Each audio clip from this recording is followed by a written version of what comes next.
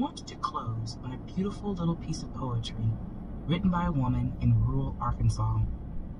Her name is Lily Emery, and she is not a professional poet, but she writes for herself, and she has written to me, and one of her poems has the following lines in it.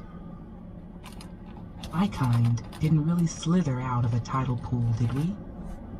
God, I need to believe you created me. We are so small down here. I think there is a very general truth that Lily Emery expresses in this poem. I believe everyone on some level recognizes that feeling, and yet, we are merely matter, intricately assembled. Is this really demeaning? There's nothing in here but atoms. Does that make us less? Or does that make matter more?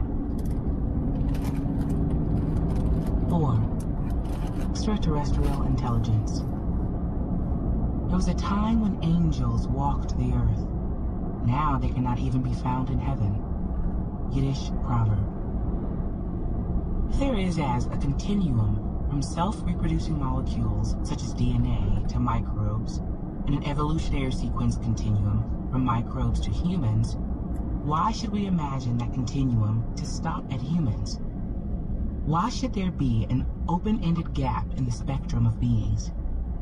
And isn't it a little suspicious that the gap would begin with us? It's of interest to me that our language has not really any appropriate terms for such beings. The theological languages have terms like angels and demigods and seraphim and so on. Even here, it's interesting that the theological expectations of beings superior to humans generally represent a hierarchy of power, but not of intelligence. And here again, I think it is clear that we have imposed human values onto the universe. Certainly on this planet, it is not apparent that there are beings more intelligent than humans, although a case can be made for dolphins and whales. And in fact, if humans succeed in destroying themselves with nuclear weapons, a case could be made that all the other animals are smarter than humans.